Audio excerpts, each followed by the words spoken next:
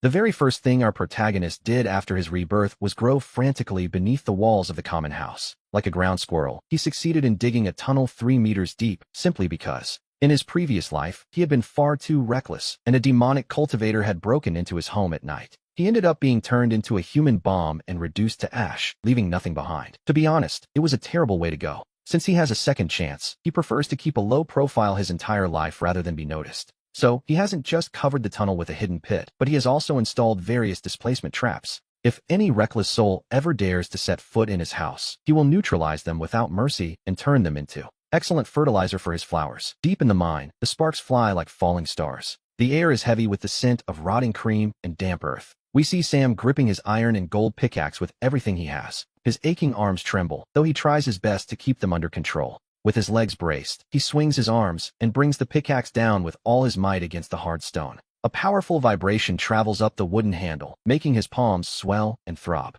It feels as though his skin might peel away. Sweat, mixed with the rising heat and dust, stings his eyes. The sweat continues to pour, mixing with the grime of the mine. The thick heat and dust fall into his eyes, blurring his vision. The salt of his own effort, mingled with the grit of the earth, and the oppressive heat of the tunnel, falls down into his weary eyes as he continues his grueling work. Into his eyes. It seems his luck, when mixed with the thick, dusty haze of heat, falls directly into his burning eyes. This unfortunate luck, mingled with the suffocating atmosphere, seems determined to blind him. Once more, his luck, mixed with the intense heat, pours down into his weary eyes. That persistent luck, thoroughly blended with the sweltering air, continues to irritate his eyes. It's a peculiar luck, always mixed with the crushing weight of the heat, falling into his eyes. And that luck, now mixed with even more grit, continues its assault. Combined with the sweltering heat haze, it falls directly into his eyes. That luck of his, thoroughly mixed with the thick heat haze, once again, falls into his eyes. Before him stands a mountain of iron over 2 meters high. He pretended to clean it, though we see there was no one else around.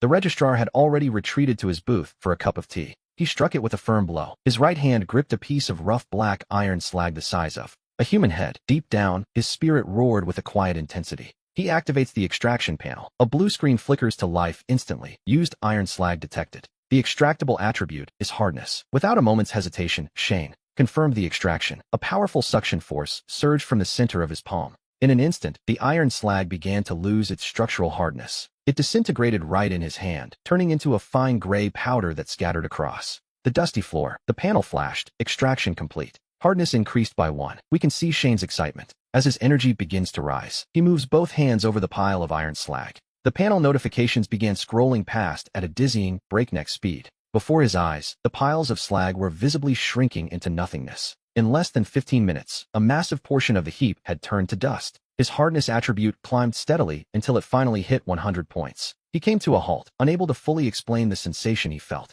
With his foot, he mixed the powder into the dirt to hide all traces. Shane whispered the word fusion internally, integrating those 100 points into his skin. A piercing, icy sensation exploded from his heart, spreading instantly through his entire body. It felt like countless frozen needles pricking his skin, yet there was no pain. It was as if high-density liquid metal was being forced into his muscle fibers. After about a dozen breaths, that strange sensation finally began to fade away completely. Shane pinched his arm, noticing the sensation of his touch had changed entirely. His once ordinary skin now felt as tough as century-old cured leather. Even pressing down hard with his fingers, he couldn't leave a single white mark. He grabbed a jagged stone shard nearby and rubbed it violently against his finger. The stone scraped against his skin like it was an iron plate, leaving only a faint line. With a slow rub of his thumb, even that mark vanished completely. Shane couldn't help but take a deep, steadying breath at the sight of it. The most basic attribute of common slag, once accumulated to 100 points, already made him virtually invulnerable to common blades and spears. If he were to add even more points, even the fiery strikes of a man like Zhao would likely fail.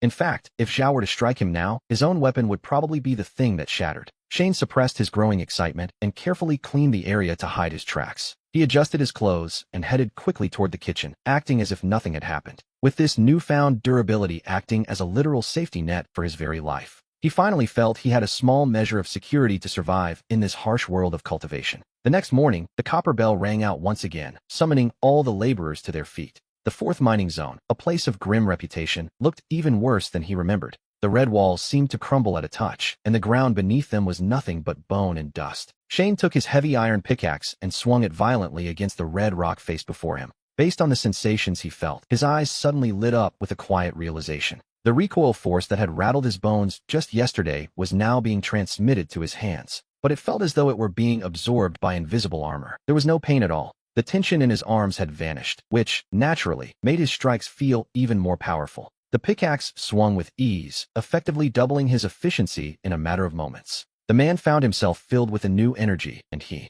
concentrated entirely on the extraction of the red ore from the walls. Suddenly, a sharp cracking sound echoed from the ceiling directly above his head. The old laborer standing beside him let out a terrified scream, shouting for everyone to watch their heads. Shane jerked his head upward and saw, at the very last second, exactly what was coming. A massive block of red rock, weighing several hundred pounds, had broken loose. With a sickening crack, it detached completely and began its descent toward his head. The space was far too narrow to dodge, and with his feet stuck in the mud, he had no room to escape. At this critical moment, Shane instinctively raised his heavy iron pickaxe to shield himself. The massive red stone slammed violently against the robust iron handle. The terrible force of the impact exploded instantly, snapping the forged iron handle in two. The heavy, sharp tip of the pickaxe spun out of control under the pressure and ricocheted wildly, carrying a deadly momentum as it whipped around and struck Shane's hand with full force. The distance was simply too short and the speed too great for him to react. Around him, the other terrified laborers closed their eyes, unable to watch the coming carnage.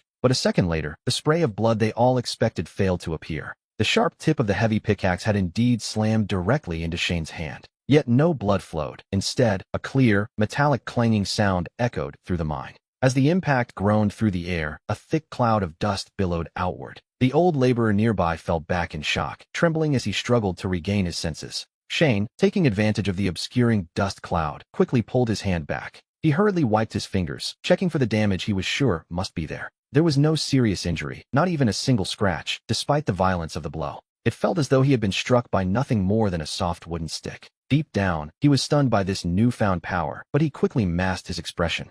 Feigning a look of pure terror, Shane scrambled back 2 steps and deliberately let the broken pickaxe roll away to the side. The old laborer nearby stammered that Shane had incredible luck, as that blow should have easily shattered his hand. Shane simply nodded with a naive smile, agreeing that he was lucky not to have suffered even a single scratch. He then grabbed a handful of dirt and rubbed it over his fingers, pretending to nurse a painful injury. In this way, he managed to avoid suspicion. A few days passed in the blink of an eye, and the day of the sect's end-of-the-month evaluation finally arrived. In the center of the courtyard, a dozen large crates made of black gold had been set out for the occasion. The foreman, a man named Rick, sat comfortably in a chair, rolling 2 jade stones between his fingers. Beside him stood several enforcement disciples, each wearing a fierce and intimidating expression. The overseer called out the name of a man named Peter and then loudly announced his results. Condensed low quality, or 80 pounds. The target was exceeded. His reward was half of an Origin reunion pill. The crowd immediately let out collective gasps of envy at the sight of the prize. Peter, his face glowing with pride, hurried forward to claim his reward. He took the half pill, but Shane noticed something chilling as Peter stepped down from the platform. The eyes of the veteran laborers around him fixed on the pill in his pocket like starving wolves. Shane understood the situation perfectly. In this cutthroat place, flaunting your wealth was the same as asking for a death sentence. A moment later, the overseer called out Shane's name. He kept his head down, carrying his mining sack over his shoulder, and moved all of his collected ore into the bin. The disciple in charge of the scale glanced at the weight and announced it in a neutral tone. Low quality condensed, or 50 pounds. He had hit the bare minimum, earning him nothing more than a basic manual on low-quality mining. Rick didn't even bother to look up from his jade stones. It was a mediocre performance, just barely meeting the requirement. Neither impressive nor suspicious, it wasn't even worth a second insult from the foreman. Shane respectfully accepted the reward, his small sack of spirit or slung over his shoulder, and quietly retreated to the most inconspicuous corner of the crowd. The laborers who had been watching him, seeing only a meager reward in his pocket, turned away with disdain. And deep down, Shane breathed a sigh of relief. It was perfect. He wanted to be invisible. Over the last few days, he hadn't actually lacked ore. He had simply broken the excess and tossed it into the waste bin to hide his progress. After all, what use is half a pill if you aren't alive to swallow it? That was Shane's logic. Later that night, as snores filled the common dormitory, Shane suddenly opened his eyes and slipped out of bed as silently as a cat. He scaled the wall and moved out of the courtyard without making a sound. He didn't return to the usual iron or pits, having already scouted a better location over the past few days. Following a dry path behind the mountain, he made his way to the ravine where the alchemist hall dumps its waste. The area was piled high with the black residue of failed medicinal pills. A pungent, burnt smell filled the air, the discarded remains of the alchemist's work. These scraps were full of volatile energy, violent fire, and dangerous impurities. Anyone foolish enough to cultivate with these toxic leftovers would find their meridians shattered by morning, leading to a sudden, messy death. But for Shane, this wasteland was an unsupervised gold mine. He crouched before the heap of waste, rubbed his hands together, and plunged them directly into the dark, chaotic mass. With a silent command, he ordered his system panel to begin the extraction process. A blue screen flickered to life instantly, detecting the discarded remains of the abandoned pills. It identified extractable attributes, volatile fire elements, and concentrated energy fragments. Shane's eyes lit up as he realized this power could automatically filter out the deadly impurities. He immediately gave the order to extract nothing but the pure energy fragments. The system panel began to chime and glow with frantic intensity. The waste lost its dark luster completely, crumbling into a pile of odorless gray dust. Clouds of pure, untainted energy surged upward and rushed along his arms, flooding his limbs like parched earth finally drinking in a long-awaited rain. His meridians, yielding under the flow of this pure energy, began to expand rapidly. He felt himself growing stronger, requiring no complex techniques or deliberate guidance. The energy extracted by the panel infused him with direct force, transforming automatically into the most fundamental foundation of his cultivation. A soft cracking sound echoed in his mind as, deep within his consciousness, the once empty vortex condensed into a tiny, swirling speck, spinning faster and faster.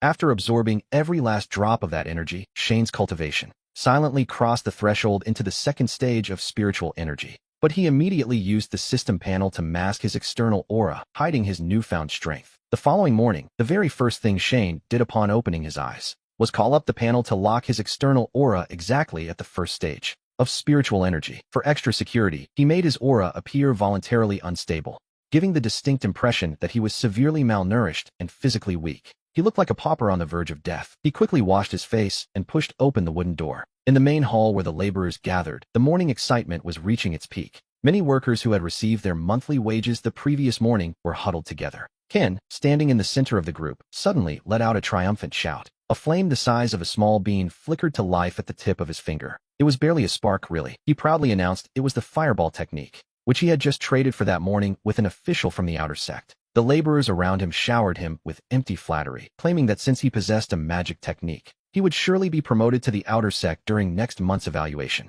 But he had barely finished speaking when the flames sputtered, flickered twice, and vanished completely. Shane walked right past him with a light step, not even bothering to give him a second glance. To Shane, flashy techniques like that were nothing more than a dangerous distraction. In his eyes, they were a literal invitation to death. Imagine facing a rival in the dark, standing still to recite a long incantation just to produce a tiny, dim light in your hand.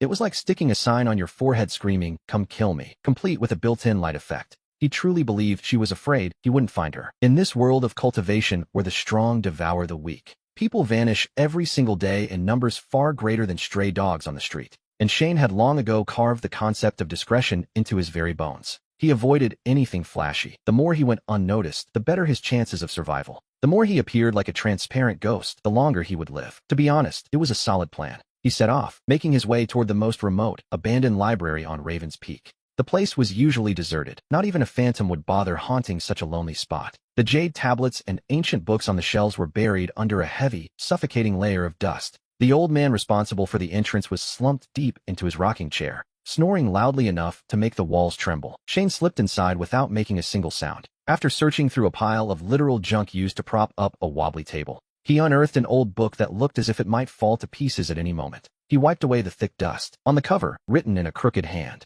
for large characters formed the title of a rudimentary sword technique. It was a mortal martial art, a simple manual of physical techniques, nothing more. There were no instructions for circulating spiritual energy, only basic ways to handle a blade. Simple movements, parries, slashes, and strikes. In the sect, even the lowliest servant would look down on this, considering it beneath the dignity of a true cultivator. But this was exactly what Shane wanted. There were no light effects here, and no need to circulate spiritual energy at all. Just completely silent gestures and maximum discretion. A perfect fit for a man who preferred to remain invisible. She took the ancient book and made her way toward the exit. She gently tapped the table, and the old man woke up rubbing his eyes, glancing at the book in her hand. With a look of pure annoyance, he asked what she was doing with that piece of junk, noting that it wasn't even worth as much as a mediocre technique. He warned her that after a lifetime of training this, she would end up as nothing more than a common brawler. Shane simply nodded, playing the part of the humble servant perfectly. With a submissive tone, she explained that her daily chores were far too exhausting and she hoped the movements in the book would help her stay flexible and build some physical strength. The old man waved his hand dismissively, told her to take it, and promptly went back to sleep.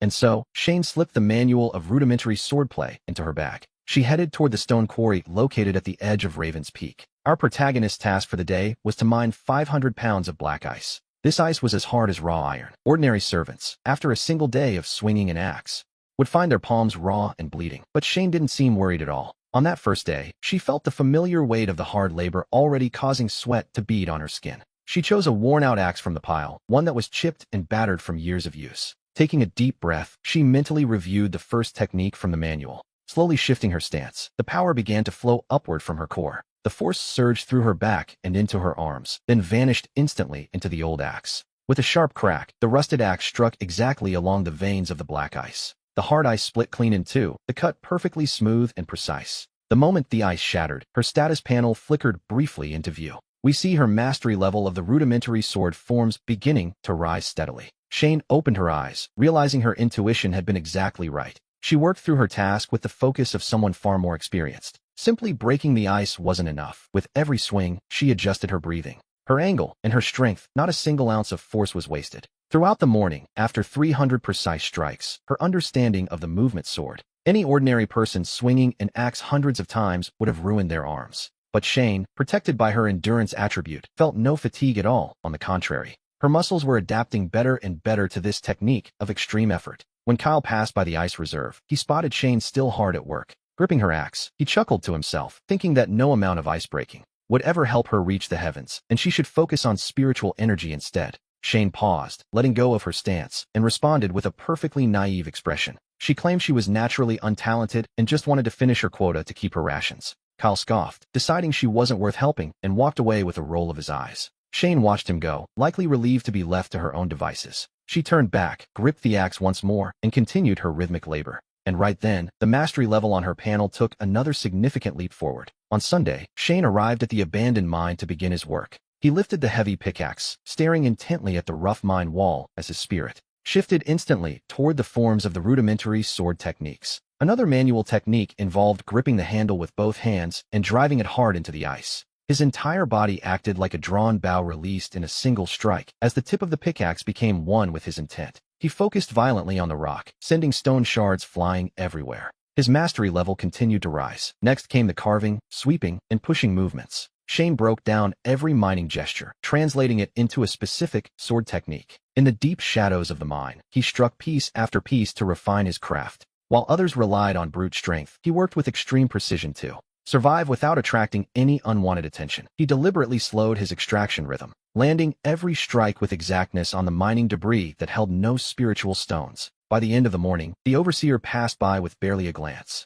With a look of pure disdain, he dismissed Shane with a gesture as if swatting away a fly. And so, the days turned into weeks, then 1 month, 2 months, and finally 6 months. At the Flying Tiger Peak, people came and went in a constant cycle. There was one man who tried to dispute a low-quality spiritual stone one day. He was beaten in the night and tossed outside the gates like common trash. But Shane, for his part, simply continued his routine every single day. He worked with an unshakable persistence, digging deeper while becoming more invisible to those around him. His presence became so faint that sometimes, if he remained perfectly still when someone approached, no one even suspected there was a living person standing right there. He had learned to reduce his breathing and movements to the absolute limit, becoming a ghost. And yet, the data on his status panel was leaping forward at a terrifying speed. His understanding of the art of the sword had reached an almost unimaginable level. By now, even if he held a simple wooden stick, a single careless gesture from him was perfectly in tune with the essence of the sword, showing speed, precision, and power, all without a single superfluous movement. It was mastery in its purest form.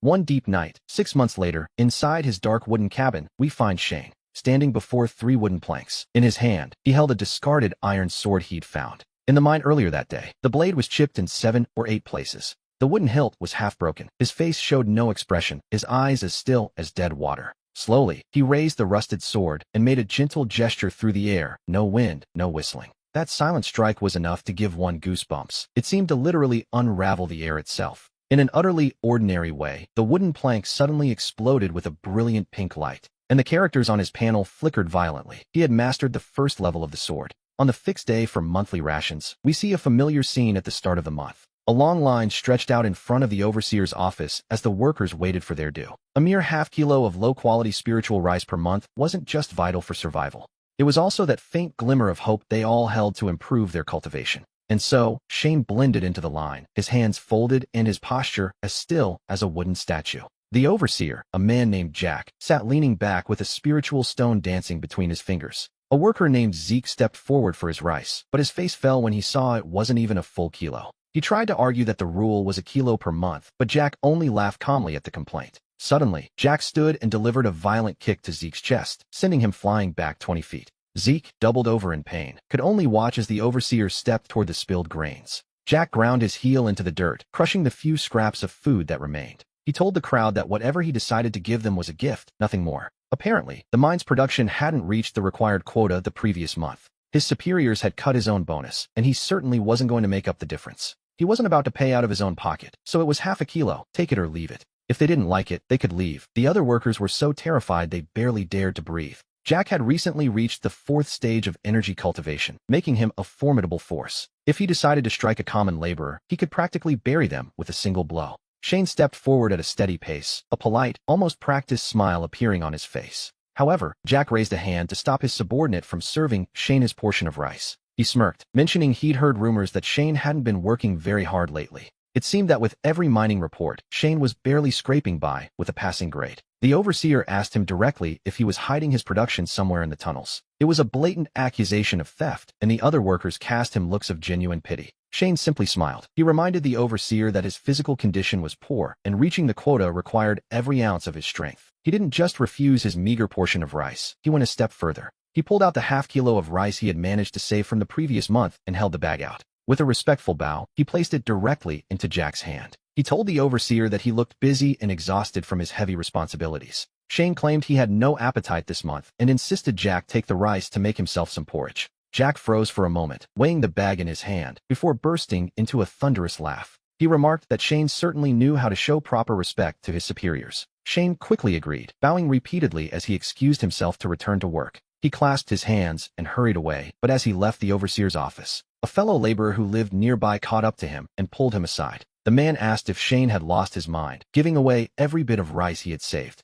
He worried about what Shane would eat, complaining that Jack was pushing them far too hard. The worker suggested they should fight back, but Shane only stopped and sighed, asking what they could possibly fight with. He pointed out that while they were only at the 1st or 2nd stage of energy, Jack was at the 4th. He told the man that if he wanted to fight, he was on his own. Shane preferred to stay alive and keep his head down. With those words, he picked up his pace to head back to his small house. Deep down, Shane knew exactly what would have happened if he hadn't handed over that rice. He hurried his steps, wanting nothing more than to be behind his own door. He was well aware that without that bribe, the overseer would never have let the matter of the missing production go. Shane moved into action, relying on his toughened skin and his incredibly sharp sword technique. Defeating an opponent like him was no simple task, as every detail of his cultivation profile would be exposed, risking being studied by the higher ranks for the sake of a simple handful of spiritual rice. Only a fool would wait for that, so he used his interface to extract nutrients from tree bark while he lived. After extracting the nutrients, Shane spent the evening chewing on a piece of dry black bread. He knew that on a particularly humid day, someone might suddenly burst into his useless little grotto. Because of that, he realized he needed to expand the space by digging into the floor. He approached the bed, lifted the wooden plank, and moved it aside to reveal the dry, hard ground beneath. Shane then activated his special ability, imbuing his hands with the property of extreme hardness. In the pale moonlight, his 5 fingers took on a dark, metallic black luster. He suddenly thrust his hand into the floor, his fingers sinking deep into the hard earth right up to the knuckles. With a sharp tug, he pulled out a large chunk of hard earth without even scratching his skin. His hands transformed into human excavators, frantically digging into the spot where the bed usually sat. In a few moments, he stuffed the extracted dirt into a sack and dumped it over the cliff behind the mountain. Half an hour later, we see that a vertical trench 2 meters long, 1 meter wide, and 3 meters deep had been successfully formed. Even an intermediate-level cultivator would have broken their legs falling into such a hole. But Shane wasn't finished. He climbed out of the trench and chose a dozen of the hardest iron leaves. He pulled out a standard-issue sword covered in rust from under the bed, activating the property of extreme sharpness with a single flick of his wrist. A residual energy cut through the air, and the hard iron leaves were instantly sliced into dozens of deadly, jagged spikes. After that, he pulled a package of melted paper from under the bed containing Poisons extracted over the last few days, mixed with the corpses of dead rats and venomous insects thanks to his interface, which could paralyze an entire body upon the slightest contact. Shane then climbed out of the trench and carefully arranged the poisonous sludge in the deadly wooden spikes. In a rather meticulous fashion, he covered the entire edge of the pit after dumping the last 2 sacks of earth over the cliff behind the mountain. And yet, Shane didn't rush back inside just yet. He brushed the dust from his hands and stood at the very edge of the mountain slope. A small path, overgrown with wild weeds, continued further into the heart of the mountain. No one ever took this path because at the entrance stood a moss-covered stone tablet upon which, for large characters were engraved, "Forbidden Miasma Zone." Everyone in the sector knew that behind this stone lay a toxic sea that had existed for who knows how many years. It was a strange place, perpetually shrouded in violet and green miasmatic mists. Not only the low-level servants at the first or second stage of cultivation, but even the inner disciples, some at the peak of cultivation or even at the foundation stage, avoided this place entirely. They didn't take the risk lightly. It was said that once inhaled, the miasma inside could puncture the lungs in a single breath. Once, an inner disciple chasing a rare toxic-type demonic beast rushed into that poisonous sea and didn't even leave a whole corpse behind. Only at the edge of that sea were a few blackened bones ever found. Since then, this sector had become known as Hell's Gate, a place that everyone fled from. Shane looked at the murky miasma before him and realized this was exactly what he needed. His eyes stung slightly. While others feared the poison, he was looking for precisely this kind of resource, a place that no one would ever think to dispute. Shane wasn't foolish enough to face this unprotected, of course. He made a quick detour to his cabin and grabbed a layer of charcoal. He quickly ground it into a fine powder using a stone. He took the last piece of cloth from his arm, soaked it in water, and tightly wrapped the charcoal powder inside it. To be honest, it was a crude filter, but it would have to do. Now, he stood firmly at the edge of the forbidden zone. We see him preparing for the worst, knowing that any mistake here could be fatal. Shane gripped his spirit stone with both hands and allowed himself a respectful smile. He placed the cloth bundle over his face, tied it securely, and picked up a hollow bamboo reed. He took a deep breath. The air passed through the wet fabric and charcoal, bringing a scent of burnt earth and smoke. It filtered out most of the stinging odors, which was a start. Without a moment's hesitation, he plunged into the violet toxic mist. As soon as he crossed the border, the exposed skin on his arms and legs felt a multitude of stings. It was as if thousands of ants were biting at his skin. On the surface of his skin, now reacting to the toxic properties, there began to appear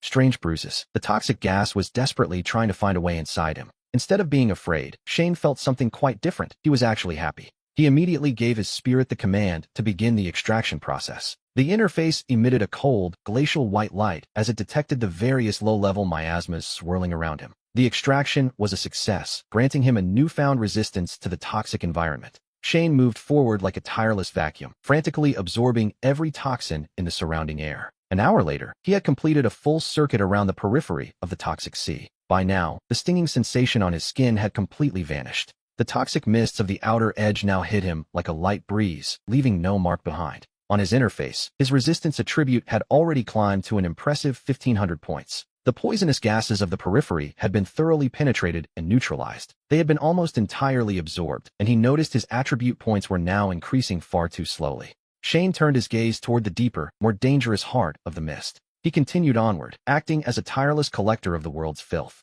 His resistance property had reached its limit for this area at 1,500 points. The toxic gases of the outskirts were now almost totally depleted by his presence. Since his points were barely moving, he knew it was time to find a more concentrated source. Shane shifted his focus toward the depths of the sea where no trees could survive. There was nothing there but a vast, shimmering expanse of white mist. He stepped cautiously through the sludge to approach a bubbling pool the size of a basin. The bubbles gurgled, releasing a sharp, pungent odor that would have choked any normal man. A gray arc suddenly tore through the mist, lunging from the side before landing heavily in the pool. There wasn't even time for a brief cry before the creature was transformed in just 2 or 3 seconds. It dissolved directly into black water, leaving absolutely no trace behind. And while Shane felt his skin crawl, he wasn't actually afraid. On the contrary, his heart began to race as he realized he could use this as a means of attack. Even a high-level warrior would be reduced to ash if they were caught in this substance. However, he wasn't foolish enough to reach in with his bare hands just yet. Instead, he took a branch and slowly lowered it onto the bubbling surface. The moment it touched the sea, the wood hissed with a corrosive sizzle and a plume of white smoke rose up. Seeing his chance, Shane immediately ordered the extraction to begin. His interface flashed a warning, detecting a highly corrosive substance in his immediate vicinity. The extraction was a success, granting him a potent new corrosive property. He chose to fuse this power directly into the bones and skin of his 10 fingers. A very slight stinging sensation began to tingle through his fingertips. He tossed aside the charred branch and held his hands directly over the bubbling pool. He began to frantically extract the corrosion, watching the points climb by 5 and 10 at a time. The numbers exploded, and we see the black liquid turn clear as the pungent odor finally dissipates. By the time the pool was completely dry and reduced to ordinary water, the process was finished. Shane's corrosion attribute had already soared to an impressive 2,000 points. He stood up slowly and looked down at his hands to inspect the results. His 10 fingers were now shimmering with a faint, sinister white light. He reached out toward a nearby stone, roughly the size of a fist. The moment he tapped it, white smoke hissed from the surface as the rock began to melt, and within seconds, it had dissolved into a pool of shimmering gray water. Suddenly, the deafening ring of a bronze bell echoed from the main peak without interruption. The entire mountain seemed to boil with excitement, for today was the sect's great outer tournament, an event held only once every 3 years. It was the one day servants could finally ascend the mountain. Driven from their quarters like cattle by the overseers, the servants moved in a massive group toward the mountain's front slopes. A voice called out, telling Shane to hurry, warning that if he arrived too late, there would be no room left. Today, an inner sect elder was attending in person, and even the famous inner disciple, Nina, known as the frost-faced Rakshasa, was expected to make an appearance on the stage. Shane feigned a grimace, claiming that the black bread he ate last night had upset his stomach. His companion, a boy built like a small mountain named Jude, quickly disappeared into the crowd. Seeing that everyone on the peak had finally departed, our protagonist, Shane, allowed his expression of suffering to vanish instantly. To him, watching a tournament between mid-level cultivators wasn't particularly interesting. In fact, it was dangerous if a hot-tempered disciple lost control during a match. A stray blast of energy could easily fly into the spectator stands. For a fragile servant, a single hit meant injury, and direct contact meant certain death. Joining that kind of distraction, he decided, was simply a sign that one didn't value their own life. And so, Shane made his way toward the canteen located at the edge of the peak. Inside, the place was deserted, save for a single overseer dozing with his head on the table. Everyone else had left to watch the great tournament, leaving the halls quite empty. Shane approached, tapped the table gently, and announced he was there to collect his daily task. The overseer grumbled that since it was the tournament, the entire sect had the morning off. Shane played his part perfectly, claiming his low cultivation level meant he had to work harder. He worried his spiritual stone allowance might be cut next month if he wasn't diligent. He simply wanted to take advantage of the quiet day to get some extra work done. The overseer told him to inventory the scrap in the flying weapons warehouse and clear out the junk. He was told to clear space by removing the broken iron and report back when finished. This was his true objective. The warehouse sat in the darkest, most secluded corner of the peak. It was an immense stone cavern that never saw a single ray of natural sunlight. With thousands of disciples training and exploring every day, the wear and tear was constant. Damaged weapons were countless, and those beyond repair were simply tossed aside as scrap. As he pushed open the heavy iron door, the sharp, metallic scent of rust filled the air. Inside the cave, broken swords, spears, and sabers were piled high like jagged little mountains. The entire room was overflowing with discarded iron and shattered spiritual tools. To anyone else, this was a junkyard no one would want even for free, but to Shane, it was something else entirely, a massive gold mine left completely unguarded. Shane stepped inside, locked the heavy door behind him, and, still feeling cautious, he lifted an abandoned refining furnace weighing several hundred pounds and shoved it behind the door to block it. After verifying that no one could possibly enter from the outside, he pulled a standard iron arrow from his waist. He then approached the nearest pile of scrap metal located right by the entrance. He grabbed a broken, discarded machete from the mess, and a panel immediately appeared, detecting a damaged low-grade artifact. The extraction was successful, granting him a bonus to the sharpness attribute. And so, Shane immediately ordered the system to fuse that essence into the iron arrow he was holding. The discarded machete dissolved into white iron powder that slipped through his fingers, while the arrow in his other hand vibrated. It was a subtle reaction, but a significant one for his plan. Without stopping, he used both hands to dive directly into the piles of junk. The panel flashed repeatedly as he worked. Sharpness +3, sharpness +2, sharpness +1. He even found rigidity bonuses hidden among the thousands of broken ritual tools, standing there like a dark silhouette in the gloom. For 1 hour, then 2, he frantically extracted every bit of rigidity and toughness he could find. The mountain of solid waste began to shrink before his eyes, as if melting away, while a thick layer of dust and impurities began to accumulate on the cavern floor. When the last of the scrap was reduced to ash and the final loop of dark energy settled, he finally stopped, exhaling a hot breath, his body drenched in sweat from the effort. Despite the exhaustion, he felt an overwhelming excitement. He had squeezed every drop of value from those thousands of broken tools. He had successfully harvested all their residual attributes of rigidity and toughness. This once ordinary arrow now possessed a sharpness far superior to its original quality. With a simple movement, it let out a faint, sharp hum as it cut through the air. Today, the external dismantling hall was on the verge of being devastated by someone with ill intentions. The mission board standing before the hall suddenly shattered into a cloud of wooden splinters. A mist of blood sprayed across the floor as two external disciples, their eyes bloodshot with rage, gripped their ritual spears while standing near a patrol post. The mission they were arguing over was truly a rare find. Not only was it unique, but it promised a reward of high-grade spirit stones. It even offered free access to a spiritual energy node at the mine entrance for half a month. It was the best opportunity available, and one disciple screamed that he had spotted it first. He insisted the mission wasn't what it seemed, fueling the fire of their disagreement. The more they insulted each other, the more the dispute poisoned the air until they finally clashed. A crowd gathered instantly, hungry for a spectacle, as battle cries echoed throughout the area. Meanwhile, we see Shane, hands in his pockets and head down, slipping past like a ghost against the wall. He slid into the furthest corner of the hall, not even glancing at the two wounded disciples. 10 spirit stones seemed like a fortune at first glance, but it wasn't enough to buy his safety. In the event of a serious illness, the cost of medicine would easily exceed those 10 stones. With a practiced motion, he walked toward the most isolated mission board in the room. The wooden plaques were covered in thick dust, most of them offering no spirit stones as a reward. His gaze swept over the offers, sorting and filtering through the mundane tasks of the day. Finally, he stopped at one, a black plaque for repairing stone beds in the mountains behind them. The reward was a mere 3 sect contribution points, hardly a prize worth fighting over. No lunch provided. To be honest, even a stray dog would turn up its nose at this job. The ancient stone beds on the back mountain were known to reach temperatures of over 10,000 degrees, long since fallen into ruin among great walls of black stone. The journey there was notoriously demanding. That is, of course, without even mentioning the total absence of any real profit. And yet, Shane stared at the task as if he had just discovered a supreme martial art. He snatched the plaque and hurried to the counter, insisting that he would take the job. The sleepy clerk barely lifted his head, giving him a skeptical, half-opened eye. He shifted to examine him, warning that if he didn't finish in 3 days, he'd lose 3 months of points. Shane remained certain, claiming his cultivation was low and he simply preferred the quiet. He rushed toward the back room, left his thumbprint, and grabbed a heavy bag of tools. He turned on his heels immediately, fearing the clerk might actually change his mind. Half an hour later, we find Shane standing at the foot of the desolate back mountain. The place was quite beautiful in its loneliness, with not a single soul in sight. The moss-covered stone beds lay in ruins, stretching up toward the mist halfway up the cliffside. He dropped his pickaxe and hammer onto the dirt, completely ignoring the cold stone walls around him. Taking a deep breath, he slowly braced his feet and planted his hands directly onto a nearby surface. He had found a red outcrop, a mountain vein formed by millions of years of sedimentation. What this place certainly didn't lack was a thick, stable source of ancient power. A panel suddenly appeared before him, detecting a vast and continuous earthen vein beneath the surface. The extraction was a success, and he had obtained what the system called a healthy nightmare. Without a moment's hesitation, Shane gave the order to fuse the power completely into his skeleton and muscles.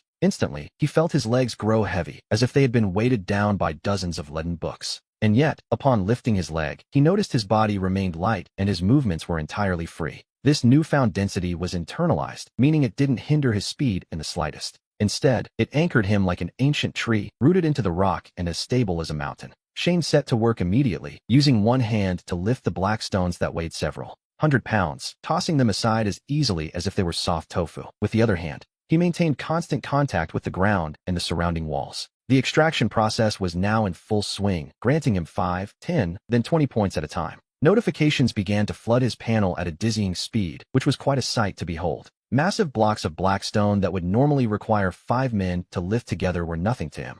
He caught them with one hand and set them firmly in place, fitting them perfectly into the gaps of the steps. As he worked his way up the stairs, his entire focus was on the explosive growth of his attribute points. 1 day passed, then 2. When hunger struck, Shane simply ate a hard biscuit he had brought along. When he was thirsty, he drank from the spring, never stopping his labor for even a second. Deep within his bones, a subtle, rhythmic thrumming began to resonate. In his chest, where the essence had fused, a steady and somber yellow light began to glow. The density of his physical form was increasing at a truly terrifying rate. By the 3rd day, as the sun began to dip, Shane flattened the final stone slab into place. It was a perfect fit. He stood back and exhaled a sharp, white breath heavy with the scent of earth. The staircase of 10,000 paths, once a crumbling ruin, had been fully repaired by Shane's own hands. It was perfectly leveled, but what truly excited him were the current stats flashing on his panel. His density attribute had finally reached 10,000 points, and so, Shane closed the interface. feeling as though he were now a human mountain, compressed to the absolute extreme. He opened his eyes and looked down at the white stone steps beneath his feet, curious to see what it actually meant to concentrate 10,000 points of density within his own body.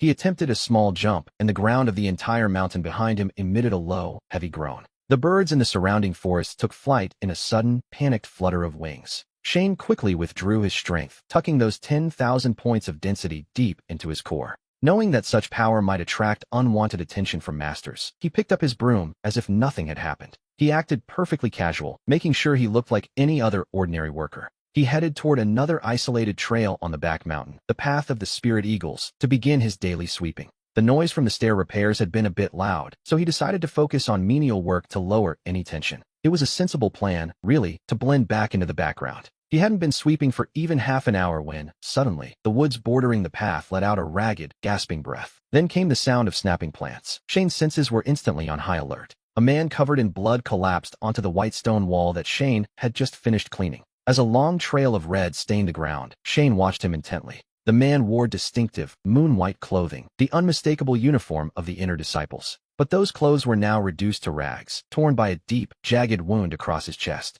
His left arm had been severed at the shoulder, and a strange black aura was pulsing from his skin. At this point, it was a miracle he hadn't succumbed to his wounds already. The inner disciple struggled to breathe, his blood-matted hair wild as he fixed his gaze on Shane. Shane stood his ground as the man, with trembling hands, pulled a jade sword from his chest, covered in black blood, along with a storage pouch. In a raspy voice, he urged Shane to take them. He told him to run to the front mountain and find the old Master Frank at the Dharma Hall. He needed to warn the master of a traitor, promising that the spiritual stones and elixirs inside the ring would be his reward. Furthermore, Master Frank would grant him entry into the inner sect. In the inner sect, he was told, he would finally make his fortune. And yet, Shane simply stood there, not even meeting the dying man's eyes. He looked at the shimmering storage pouch, without the slightest hint of greed in his heart. Had he been any other newcomer, he likely would have been trembling with excitement, ready to snatch the pouch and play the hero. But we know Shane is far more sensible than that. An inner disciple of at least the advanced formation stage had been reduced to this pathetic state. The enemy was likely at the foundation stage, or perhaps even higher. For a simple worker to meddle in power struggles or blood vendettas between the high ranks of the sect was, quite frankly, a death wish. This jade sword was a death warrant, and the storage pouch likely carried a soul mark, or a tracking spell. To be honest, whoever took it was as good as dead. These inner disciples often had soul lamps back at the sect to monitor their very lives. Once he died, his final moments, or the time of his passing, would likely be transmitted directly to that lamp. For a mere laborer to involve himself in such obstacles was, quite frankly, completely foolish. And so, Shane didn't say a single word, not even allowing the rhythm of his breathing to falter. He had no intention of helping the man to build a connection, nor would he take advantage of his weakness. He simply took a step back, tightening his grip on his broom. The inner disciple, watching Shane retreat, coughed up another spray of black blood and cried out in a broken voice, urging him to hurry. Shane paid him no mind whatsoever, turning on his heels and walking away calmly, without a hint of anxiety. With extreme professionalism, he began to sweep as he moved. He swept along his path of retreat, dragging trails of dead leaves and loose soil, precisely covering every single footprint he had left behind.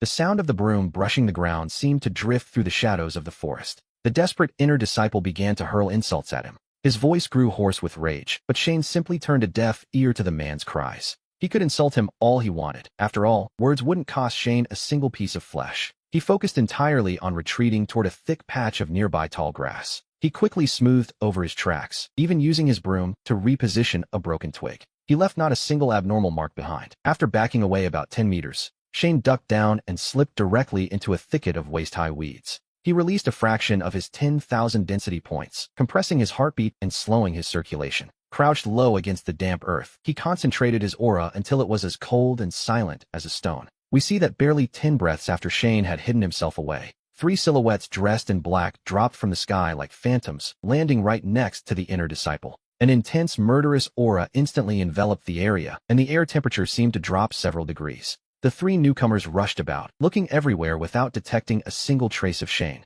who remained motionless in the grass just 10 meters away. The men in black searched the area for a long time, but they found nothing except the corpse of the inner disciple and the stains of black blood. They wondered why the items weren't on the boy. Perhaps a spiritual being had taken them, and they needed to move fast. They decided to leave the body and retreat, as the men from the Dharma Hall would surely arrive at any minute. The 3 men quickly applied a corpse-dissolving powder to the remains. A yellow smoke rose into the air, and the body on the ground transformed into a black puddle. The three silhouettes vanished in a flash, disappearing instantly into the depths of the forest, while Shane remained huddled in the weeds 10 meters away, not moving a muscle. He didn't rush to leave, staying perfectly still in his grassy hiding spot for an entire hour, waiting until the sky had turned completely dark. Even the distant barking of a dog on the back hill had fallen silent, and only then did he stand up slowly and brush the dirt from his trousers. He couldn't help but realize that the people of the inner sect were truly pitiless. Taking a deserted path, Shane moved like a shadow back to his ruined cabin, where he closed the door and pushed the table against it. The morning's events had certainly put him on high alert. The sect was becoming increasingly unstable, especially now that inner disciples were being hunted on the back hill. They were openly eliminating people, and who was to say those brutes wouldn't eventually reach Shane's ruined cabin? To be honest, his home wouldn't withstand even a single strike from a flying sword. He had a 3-meter-deep pit designed to trap intruders at the back of the house. But that trap only worked if they actually entered the house and fell into it first. If those men found entry too difficult, they could simply set the exterior on fire or cast a spell to crush the cabin, and he would be buried under the pressure of the debris. He knew he had to strengthen this house. He had to arm it to the teeth. And so, Shane got to work immediately. He pulled several broken containers from beneath the bed, filled with gray-white metallic stone residue he had frantically extracted from broken artifacts in the abandoned mines. These scraps, though they had lost their sharpness and strength, were still made of iron or black steel, and some were even forged from high-quality spiritual minerals. It was the perfect material for drawing formations. He also found a bowl and a small brush. He added half a bowl of water and all the metallic powder, then bit his own finger. He added a few drops of blood as a binding agent and stirred the mixture frantically with a stick. Soon, a thick, wood-colored stone paste was formed. A special ink for formations was finally ready. We should note that Shane didn't know any advanced formations, only what was in the discarded book. His concise memory of formation patterns contained only two very common, basic schemes. One was a solid wall formation used to protect gardens from the morning elements, and the other was a concealment formation used primarily to deodorize old towels. No one took these formations seriously, as their power was ridiculously low, hardly enough to stop a breeze. But Shane wasn't worried. He knew that if quality was lacking, quantity would have to do the trick. He crouched down, dipped his brush into the dark mixture, and began tracing the lines of the solid wall formation. He worked across the floorboards of the cabin, stroke after stroke, with surprising focus. The pattern of this formation was extremely simple, just a few interlocking circles, really. It had 12 radiating lines, something even the most basic apprentice could have reproduced without much effort. But after finishing the first one, Shane didn't stop, not by a long shot. He drew a second one right next to the first, and then he simply kept going. Then came a third and a fourth as he moved across every single floorboard to cover the entire surface with a multitude of solid wall formations, 50 in total, to be exact. Imagine 50 basic solid wall formations, all layered onto a single wooden board. The defensive power of just one was equivalent to a thin sheet of tin, hardly impressive on its own. But 50 layers together? That was like 50 sheets of tin reinforcing the wood, which changed things considerably. Once the floor was finished, he turned his attention toward the walls. He began taking down the boards of the 4 walls, one by one, with methodical care. He drew the formations across every inch of them before carefully putting them back in place. From the outside, the broken cabin still looked like it might fall apart at any moment, which was exactly the point. But on the inside, we see that every inch of the wooden boards was now covered in formations. The black lines reflected a faint light, one that was barely visible in the surrounding darkness. He even added golden concealment formations to the door and the window frames for good measure. It was the same operation, performed with the same quiet frenzy. He layered 50 concealment formations over every single surface. Once he finished, the entire cabin gave the impression of being encased in an invisible bell. Walking past it, we wouldn't even be able to tell if someone inside was breathing. Shane added the final stroke, stepped back, and contemplated his handiwork. He nodded with satisfaction, though from the outside, the house still looked like the most broken shack. It appeared to be the most neglected spot in the village, ready to collapse at the slightest gust of wind. There were even gaps in the door large enough to pass a hand through, which was quite clever, really. But in reality, the defense of this house was now comparable to that of a small fortress. 50 solid wall formations were now layered deep within those wooden walls. Even a sword strike from an advanced practitioner would likely result in nothing but a shower of sparks. And that 3-meter pit beneath the floor guaranteed that any intruder would never make a return trip. The 50 concealment formations worked perfectly, keeping every trace of aura trapped inside. Shane carefully replaced the floorboard under the bed and smoothed everything over. He rolled out his mattress on the broken, ordinary-looking bed frame. No one would ever imagine that beneath this bed lay a deadly trap 3 meters deep. He lay down on the bed and closed his eyes, a small smile playing on his lips. In this world of cultivation where humans devour one another, one must be armed to the teeth to survive. In the light of day, he remained the most insignificant and transparent person in the sect.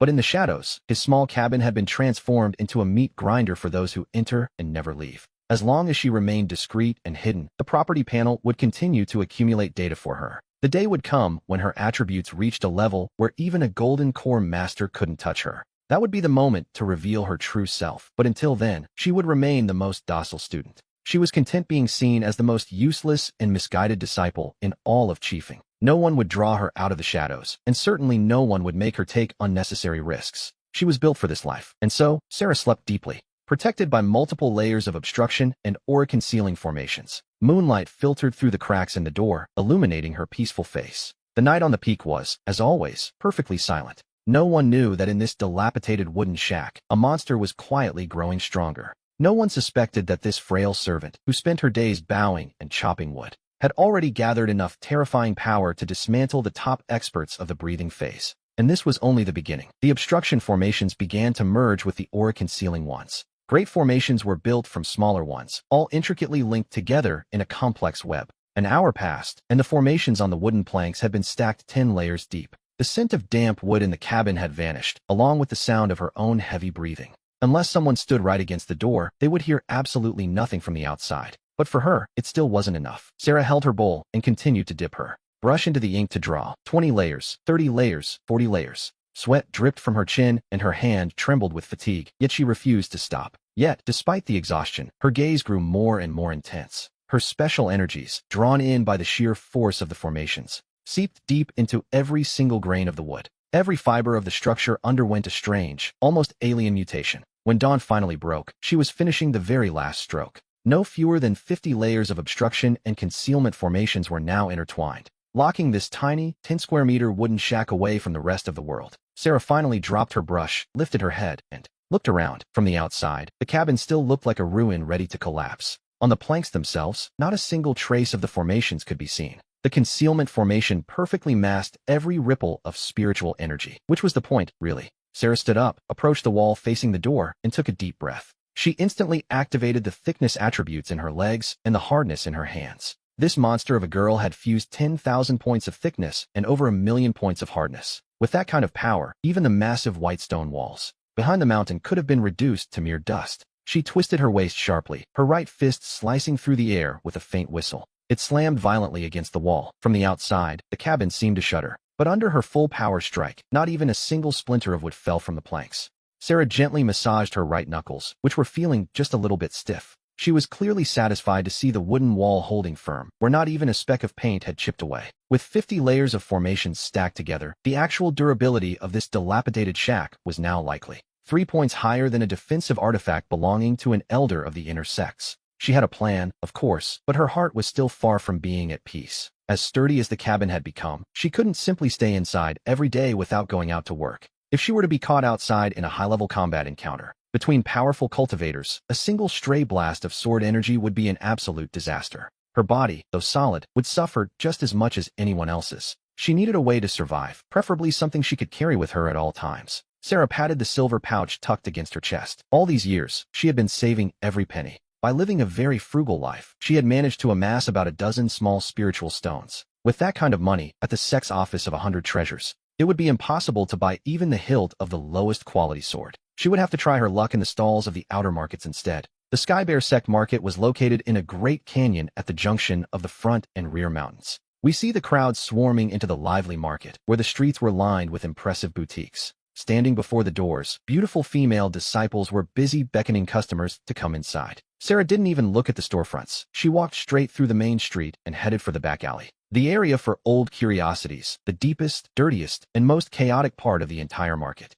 On either side of the path, all sorts of strange and mismatched items were laid out for sale. We see flying pigs, mysterious medicinal herbs, and even demonic crystals still encrusted with fresh earth. The sellers were mostly grizzled veterans from the outer sects and poor standing or desperate disciples. They were the kind of people who needed money quickly and weren't particularly picky about how they got it. One man announced he had ancient artifacts fresh from a cultivator's cave. To be honest, they looked like junk. He was asking for 50 low-grade spiritual stones, a price that was clearly a bit of a stretch. Another claimed that the hide of a second-rank Iron Mane beast was an extreme quality material. Supposedly, it was perfect for the breathing phase, though Sarah had her doubts about that. Sarah kept her hands tucked away as she moved through the stalls, filtering through the noise like a pro. She didn't even bother asking the price of the shiny, beautiful-looking items. She knew better. These objects had already been scanned countless times by the spiritual senses of others. If there had been a hidden treasure among them, it would have been snatched up long ago. Besides, they were far too expensive, and drawing attention to her lack of funds was a bad idea. She headed specifically toward the stalls filled with broken stones and rusted scrap metal. These were the places where even the sellers were ignorant of the true nature of their wares.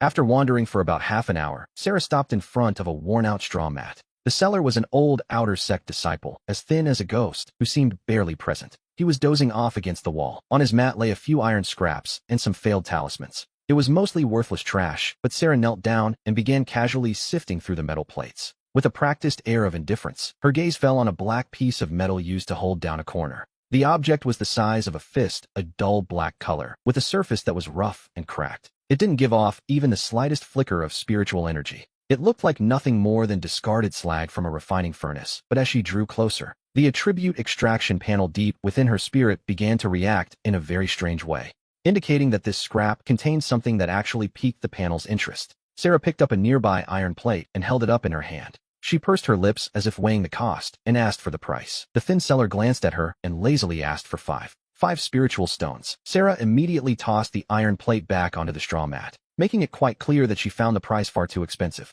The seller sat up quickly, offering a deal of 3 stones instead. Sarah paused for a moment. She turned back and agreed to the price. 3 stones it is, but she mentioned she had a habit of picking up a small extra whenever she made a purchase. As she spoke, she reached out her hand with a perfectly natural air. She casually grabbed the black piece of metal used as a weight and tossed it twice in her hand. Hot and cold to the touch, he realized this barrel was meant for testing the harness, so he took it for himself. She quickly counted out 3 spiritual stones and pressed them into the seller's hand. Then, clutching the black fragment and the iron plate, she turned and vanished into the crowd. The seller stood there for a moment, stunned. He looked down at the spiritual stones in his hand. He looked toward the direction where Sarah had disappeared and let out a slow chuckle. He muttered about what an idiot she was, carrying off a heavy piece of iron or as if it were a treasure. Half an hour later, Sarah was back at her wooden cabin, a simple place, but sturdy enough for her needs. She closed the door, tossed her belts aside, and settled onto the bed to get to work. Ignoring the iron plates for now, she took the mysterious black fragment into both hands. Taking a deep breath, she reached into her spirit and gave the command to begin the extraction. The panel lit up instantly with a white light far more brilliant than anything we have seen before, detecting a fragment of an ancient bone wheel of incredibly high purity. As it began separating the impurities, the surface of the black piece became covered in small beads. The dark, stony outer layers peeled away like dried husk, crumbling into dust and slipping through her fingers. In less than 3 breaths, the black fragment, which was initially the size of a finger, revealed a luminous object that remained the same small size. It wasn't just an attribute, but an incredibly complex blood-red wheel, resembling a sort of microformation. Intricate and floating just above her palm, it gave off a fierce aura that made her heart race. The panel confirmed a successful extraction, granting her a rare special key, the counterattack rune. In effect, whenever she suffered a physical or magical attack, 100% of the damage absorbed would be instantly reflected back at the attacker. Sarah held her breath, her eyes widening in realization. A total damage reflection meant that, as long as an opponent couldn't kill her in a single hit, even if a high-level Foundation establishment cultivator struck her with a sword, that attacker would have to deal with a blow of equivalent power directed right back at them. Combined with her 10,000 loot points and massive weapon durability, she was becoming a literal fortress. It was the ultimate turtle strategy. Anyone who dared to attack her was simply inviting disaster. And here we see the panel prompting her to choose the zone for the fusion. And so, Sarah tore off her old gray robes with a single gesture, revealing her inner armor made of thick animal hide. Worn and covered in various patches she had traded for spirit stones over time. It was a piece she had acquired upon entering the sect, a lucky find, to be honest. Without a moment's hesitation, she fused the counterattack rune directly into that inner armor. The surface of the leather took on a strange, somber red glow before the light slowly faded away, returning the armor to its usual dull and weathered appearance. The following day, very early in the morning, Sarah prepared herself and set out once again. As was her habit, she took 2 buckets to the trees and went to water the spiritual fields. The sun was bright and the weather was wonderful, without even a hint of a breeze. Nearby, a group of hunched-over servants were busy pulling weeds and clearing away insects. We see Big John in the neighboring field, cursing his luck as he worked. He muttered insults against Foreman Zhao, who was still withholding his anti-insect medications. At that moment, from deep within the back mountain, a low and heavy sound began to echo, possessing a piercing power quite different from the bronze bells used by the servant disciples. The bucket in Sarah's hand slowly came to a rest as she paused and looked up. Then, the very ground began to tremble. At first, it was nothing more than a subtle vibration. Ripples appeared on the surface of the water in the buckets, but within just a few breaths, the vibrations intensified suddenly, as if thousands of warhorses were charging at full speed. Big John stood up and looked toward the back mountain with a look of pure perplexity, wondering aloud if it was an earthquake, until a wide-eyed servant suddenly let out a scream. The outer fence, arranged in a hexagonal pattern and standing 2 men high, was built from sturdy ironwood logs. Yet it was instantly shredded as if it were nothing more than thin paper. From a gap in the wooden barrier, dozens of beasts emerged, each the size of a young bull. With wide, wild eyes and a gust of wind in their wake, they charged directly into the servants' quarters. These were the spirit beasts from the pens located deep within the back mountain. Something had driven them mad, and now the spirit beasts had broken loose in a full stampede. In an instant, the entire spiritual field erupted into absolute chaos. These low-level spirit beasts were usually quite docile, used for pulling carts and guarding the sex gates. But in this moment, every single one of them had completely lost their minds. Leading the charge were several steel-hide boars, low-grade spirit beasts of the first rank. Their bodies were covered in hard, black bone-like plates, with tusks that were even longer than their snouts. They lowered their heads and charged at anyone and anything that stood in their path. One elderly servant who was too slow to react didn't even have time to scream before he was violently struck by a steel-hide boar and sent flying. The other servants nearby completely lost their footing in the panic. At most, their cultivation only reached the 2nd or 3rd level of the chi-refining stage. They didn't even know a single basic combat technique. Their only weapons were their farming tools and hoes. Against this stampede of crazed beasts, it wasn't a fight, it was a one-sided slaughter. The scene turned chaotic instantly. Some fled toward the mountain to find higher ground. Others rushed to hide in their houses, and a few, paralyzed by pure terror, simply collapsed where they stood, their legs giving out beneath them. Meanwhile, Sarah remained perfectly still. We see that the spirit beasts weren't fleeing. They were charging directly into the heart of the confusion. One simple flick of his finger at a beast 4 paces away would have ended it instantly. 2 human legs, after all, could never truly hope to outrun 4 powerful hooves. But Jake knew he couldn't intervene, as these low-level creatures were as fragile as paper to him. With a single strike, he could have easily shattered the steel-hide boars into nothingness. However, the death of the sex spirit beasts would certainly not go unnoticed by the authorities. Inner disciples or elders might descend on flying vessels, scouring the ground with spiritual stones for answers. A simple servant at the 1st level of chi-refining taking down a 1st-order beast with one blow? If the high-ranking members saw that, he'd likely spend the next day tied to a dissection table. It was a difficult position, impossible to fight, yet impossible to flee without raising suspicion. Jake's gaze quickly scanned the surroundings, looking for a way out of this mess. Not far away, several windhounds were tearing through the earth with terrifying speed. They were fiercely trampling the fleeing servants under their heavy paws as they passed. 4 or 5 of the workers were already lying unconscious on the cold ground. Jake took a deep breath and, without a moment's hesitation, rushed straight toward them. He wasn't acting out of a sudden urge to be a hero, but rather to maintain his disguise. Reaching the fallen men, he stepped into a pool of dark blood near a black-boned beast, and intentionally smeared a handful of the dark, sticky fluid onto the earth. Then, he rubbed the blood across his own face and elbows to look the part of a victim. With both hands, he tore his tunic across his chest and arms into several ragged strips. He successfully disguised himself among the fallen, wounded servants. His movements were fluid and precise, flowing as naturally as a stream of water. Once his costume was complete, Jake dropped to the ground beside the fallen bodies, playing dead and remaining perfectly still, even taking care to drape a torn piece of clothing over his chest and half his face, leaving only his nose clear enough to breathe. Furthermore, he tapped into the 10,000 nightmare attribute points within him, forcibly slowing his heart rate and the very circulation of his vital energy. His breathing became extremely faint, and his body temperature began to drop rapidly. Even if someone were to check his pulse right now, he would appear completely lifeless. He was committed to the role, convinced he had to become a fresh, convincing corpse. Cries of destruction echoed from every direction, alongside the sickening sounds of tearing flesh.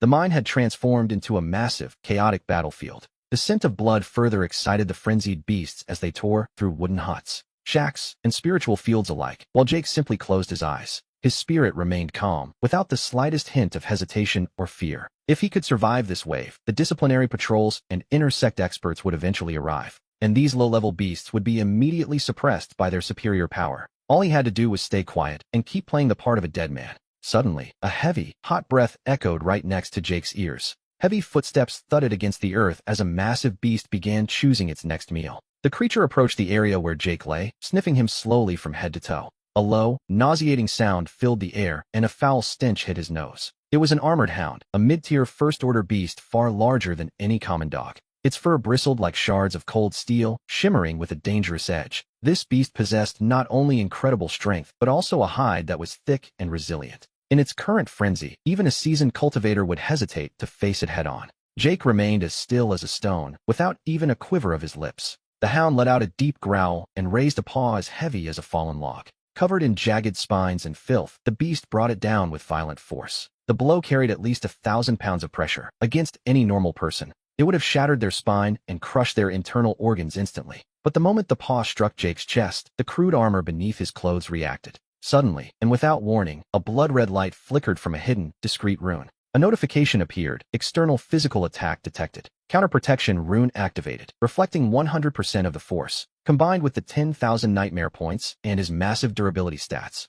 Jake was now like a mountain rooted to the earth, as indestructible as ancient jade. The hound's powerful strike hit him, but the rune instantly gathered the entire reactive force. Then, with a violent snap, the sound of shattering bone echoed through the air, a sudden noise that briefly drowned out the chaotic cries of the battlefield. The suspended beast didn't even have time to let out a whimper as its massive right arm buckled. From paw to shoulder, it exploded as if a cannon had been fired, scattering gore in every direction. The dense bones of its limbs shattered instantly, splintering into hundreds of jagged shards like broken glass. In a mere fraction of a second, half of its arm was reduced to a dark mist by its own redirected power. That enormous reactive force didn't stop at simply breaking the creature's arm, however. It traveled straight through the shoulder blade, utterly destroying its internal organs in a single pulse. The armored hound couldn't even manage a full circle before letting out a final, agonizing shriek. Its massive frame was thrown back like a heavy sack of grain, tumbling through the air. It crashed violently into the spiritual field 2 meters away, splashing into the shallow spiritual stream.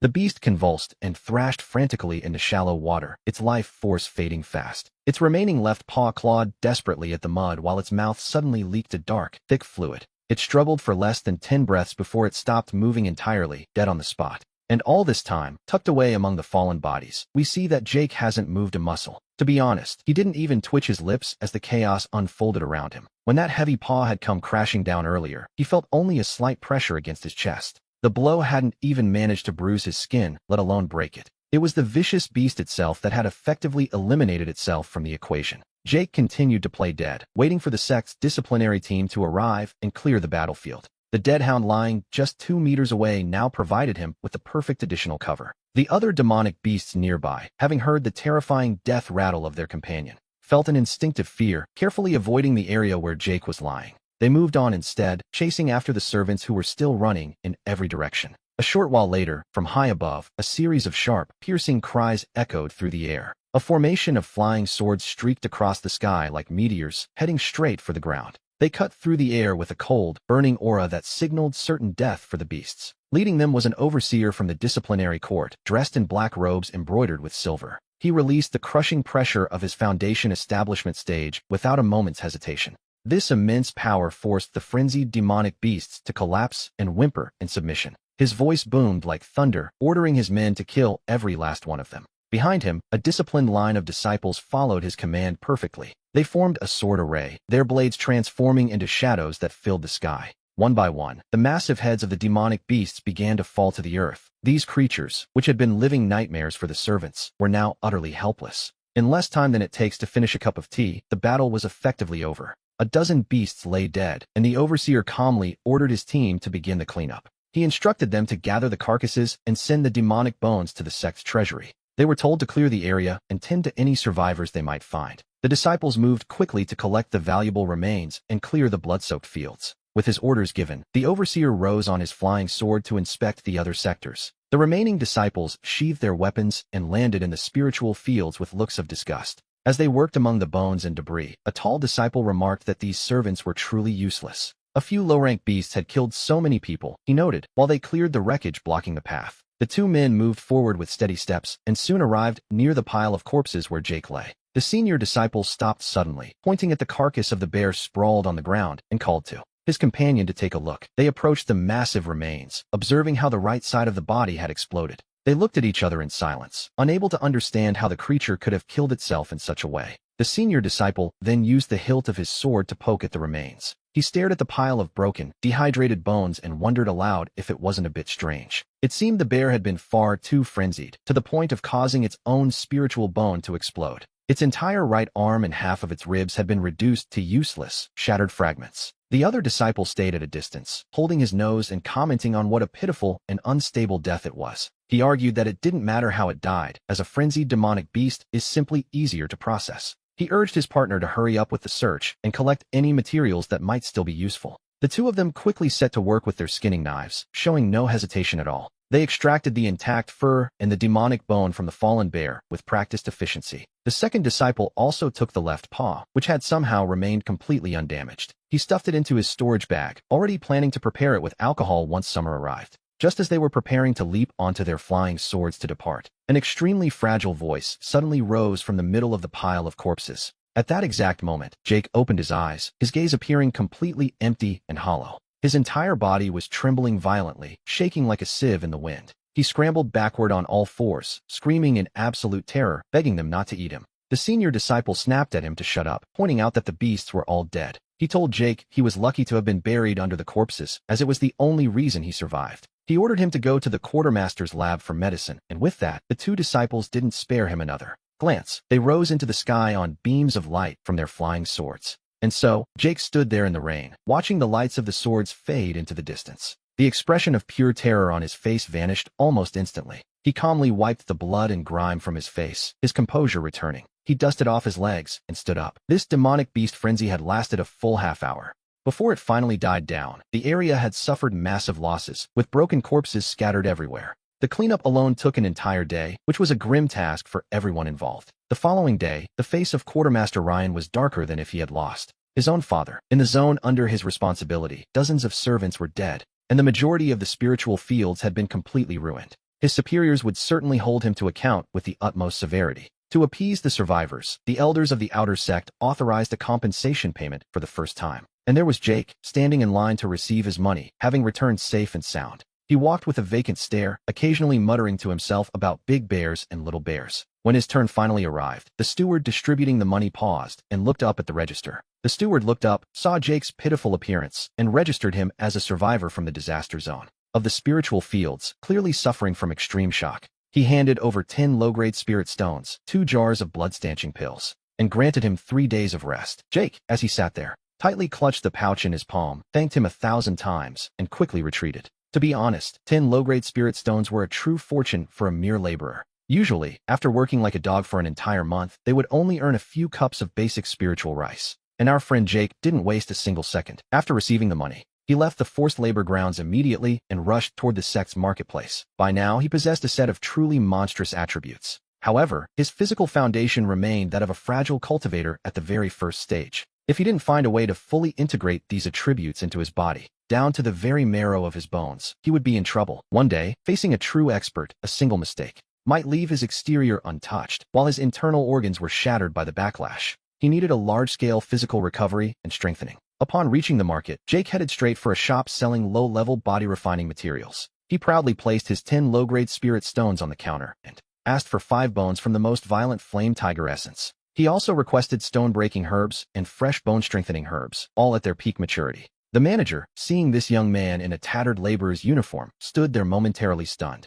But following the golden rule of never turning away easy money, the manager quickly masked his surprise with a smile and served him. After purchasing his materials, Jake moved quickly, slipping past the outer walls. He entered his room, protected by 50 layers of formations, locked the door, and moved the bed, revealing a hidden pit 3 meters deep beneath the floorboards. He climbed down, carefully clearing away the traps and wooden spikes he had set up previously before pulling a massive wooden barrel from his storage bag. He placed it in the center, tossed in the stone-breaking herbs and the fresh, bone-strengthening herbs, and emptied all 5 vials of flame tiger essence in one go. He then lit a fire beneath the barrel, using a simple flint tool. A short time later, the dark red medicinal liquid in the barrel began to boil, bubbling and churning as a pungent, medicinal scent filled the hidden space. Now, if any normal cultivator at the first stage of chi condensation dared to jump into a concoction this concentrated, the violent energy would have instantly torn them apart. But Jake didn't hesitate. He quickly stripped off his outer robes, even removing his protective runic inner armor and setting it aside. Taking a deep breath, he stepped directly into the scalding, boiling potion. The moment he entered, it felt as if thousands of white-hot needles were piercing his pores. The raw energy of the flame tiger blood surged through his skin and into his veins. Jake opened his eyes, a low, determined growl echoing in his spirit. He commanded the attribute panel to store every single one of his stats into his inventory. The panel acknowledged the instruction, immediately flashing a stern warning in response. The process would be accompanied by extreme pain, and he had to remain conscious throughout. The boiling potion became the perfect catalyst and buffer for the transformation. His attributes for duration, poison resistance, and nightmare began to fuse within the panel. The counter damage began to integrate completely with his very bones. Jake survived this restructuring thanks to the potion, falling into a deep sleep for 2 days and nights. The violent blood energies were forcibly broken down by the panel and absorbed without a single hitch, merging into his flesh and blood. Now, he still appeared to have the same sallow skin and look of a beginner at the first stage of chi cultivation, but his body's density had reached a level that was, to be honest, ridiculously exaggerated. Those 3 core attributes were now completely fused. If he had to move a 10,000-pound boulder at the mountain's base, he wouldn't even need his hands. He could simply strike it with his head, and it would likely shatter half the mountainside. Later, in the dead of night, clouds covered the moon. Not even a single star was visible. In the dense flora at the edge of the labor peak, we see that the air had grown heavy and dark. Even the sound of insects had vanished. Suddenly, a silhouette appeared, dressed entirely in black robes. The figure moved stealthily through the mountains, clearing the terrain with calm, practiced leaps. The air was instantly filled with an extremely acrid, rotting stench. He growled through his teeth that those persistent dogs from the Mystery Heaven sect wouldn't stop. Under the faint, low moonlight, we see that half of his face was covered in a dry, violet-black stain. On his right shoulder, there was an arrow wound so deep that it looked like a dark, grayish vapor. The corruption was spreading, and it seemed the injury simply could not be healed by normal means. He was a demonic practitioner known as Ruger, currently at the 8th pillar of chi cultivation. He had initially infiltrated the territory of the Mystery Heaven sect with a very specific, dark goal in mind. He wanted to secretly cultivate by absorbing the life essence of the unsuspecting outer disciples. But during his very first misdeed, he ran headfirst into an elite from the inner criminal court. He was pursued by 3 flying swords for a day and a night, exhausting every MasterCard he held. By sacrificing his own life force, he managed to escape, eventually reaching this unsupervised labor peak. His injuries were far too severe. Even his demonic artifact could no longer contain the damage to his body. If he didn't find a fresh blood vessel to recharge himself soon, he would likely meet his end right here. His triangular eyes, bloodshot and hungry, scanned the darkness with a desperate intensity. He fixed his gaze on the training area not far away, searching for his next victim. In his pathetic state, he knew he couldn't possibly breach the great protective formation of the Mystery Heaven sect. He urgently needed a host to drain of life energy and heal his wounds, which was his only hope. He adjusted his black robes, planning to fake a violent death to make his final, discreet escape. He began moving toward the ruined caverns located right beside the labor fields. He navigated through the crumbling caves, moving like a shadow through the debris. He avoided those with high cultivation levels, as he couldn't risk making even the slightest noise. He also avoided densely populated areas, fearing he might provoke a collective and fatal retaliation. Suddenly, his gaze stopped on the most dilapidated shack in the Mystery Heaven sect, the one belonging to our protagonist, Sam. Ruger smirked to himself. His lips curled back in a sneer. This shack, if you could call it that, let the wind in from every side, looking like a ruin abandoned for 800 years without a single day of maintenance. The inhabitant was, naturally, a low-level worker, likely incapable of even consuming spiritual rice. Like a snake sliding across the ground, he moved silently toward the door of the hut. He didn't open it abruptly, but instead explored the surroundings with his spiritual sense. There were no formation fluctuations. It was just a simple piece of wood, pitifully poor. However, the 50 energy flow formations that Sam had carefully traced perfectly masked the spiritual energy fluctuations within the interior walls. In the eyes of an advanced cultivator like Ruger, it appeared to be nothing more than a humble, decaying shack. He approached the door and pulled a cold wall-passing talisman directly from his chest. He placed it on himself, and his body instantly transformed into a dark shadow that, through the wall by the door, slid inside like a thin stream of water. The 50 solid wall formations prevented anything from breaking through to the interior. But they couldn't stop this surprise entry, which was similar to a 5-element displacement technique. Sam stepped forward and looked at Ruger, who was now lying on the floor, completely lifeless. His eyes still wide open and fixed. A corpse of an advanced demonic cultivator, left in his home, would be a massive problem, to say the very least. The smell of blood was far too strong, and by tomorrow morning, it would surely attract a supervisor or the rival factions. Without a moment's hesitation, he reached out his right hand and gave the extraction order over Ruger's corpse. The notification panel flickered to life, detecting a high concentration of spiritual energy and blood. Extraction was underway. Impurities were being separated, and the very essence of the man was being refined. As the panel glowed with a soft blue light, the pitiful remains of the body lay there. with the blood clearing away and the internal organs beginning to dissolve. Even the black clothing he wore began to break down and decompose at a visible speed. In less than 10 hours, a living human being had completely vanished from the universe, leaving not even a single drop of blood behind. Instead, in Sam's palm, there remained only a small pinch of dark red powder. This powder released an extremely rich and pure plant-like energy, which was quite a surprise. There was no scent of blood at all. It was the condensed essence of the entire cultivation and life force of an 8th-level energy cultivator, stripped of its worldly form. Inside, a storage bag floated up from the remains, and he found a small cloth to wrap the powder. Nimbly, he repaired the wall, covering the gap with ice and reinforcing it with iron threads. He quickly added a few rudimentary illusion formations to hide his handiwork from prying eyes. After finishing all of this, the first light of dawn began to creep over the horizon. The next day, Sam appeared punctually to tend to the spiritual fields as if nothing had happened, while the demonic cultivator who had attacked the night before was now nothing more than fertilizer. He had been transformed into a floral supplement rich in spiritual energy, which is one way to be useful. He buried it deep within the spiritual fields of the peak, where it would remain for months to come. Only the few square meters under Sam's care showed such exceptional, vibrant growth. The spiritual stalks grew as thick as young shrubs, practically bursting with life. The golden grain was so heavy and rich with spiritual energy that it seemed ready to overflow. Supervisor Miller stood at the edge of the field, watching this bountiful harvest unfold, grinning so widely that his greasy lips pulled back in pure, unadulterated greed. For the very first time, he actually gave Sam an appreciative pat on the back. Tossing a broken half-piece of a spiritual stone into Sam's hand, he told him he'd done well. Not only had Sam covered the previous deficit, but he had made the supervisor look excellent in public. At this point, Miller felt his own success was definitely tied to this specific field, and yet, no one seemed to find Sam's sudden expertise particularly frightening or suspicious. Sam took the fragments of the broken stone in both hands and offered a respectful, humble smile. He thanked the supervisor for his support, playing the role of the grateful worker perfectly. He claimed he had no grand ambitions and simply wanted to keep working under Miller's guidance. As Miller walked away distracted, Sam slowly stood up, his expression shifting ever so slightly. He slipped the stone fragment into his bag and set the larger sack of stones aside. Before picking up a large ladle filled with pure spiritual spring water, he poured it slowly over the most robust plant in the entire spiritual field. Deep within the soil at the roots, a faint, damp glow began to shimmer. There was a somber red aura of a curse that only he was able to detect. It was the very last vestige of the red demon's essence, now serving a much greener purpose. But as soon as that aura emerged, a powerful force emanating from Sam's feet firmly suppressed it. He broke it apart instantly, transforming the energy completely into nourishment for the spirit. Sam took a deep breath, feeling himself reach the 8th level of the nourishment phase. The demonic cultivation had been nearly exposed, but now it was safely absorbed and hidden. He brushed the dirt from his hands and subconsciously called up the data panel within his mind, staring at a set of stats so exaggerated they would make high-level cultivators doubt their own eyes. A satisfied smile finally crossed his face. To be honest, he had earned it. Near the mountain, the deep tolling of a bronze bell echoed through the air once again. As streaks of luminous light began to cut across the sky, these were the prodigies of the inner sect, riding their flying vessels as they set off together to face death in a newly discovered secret realm.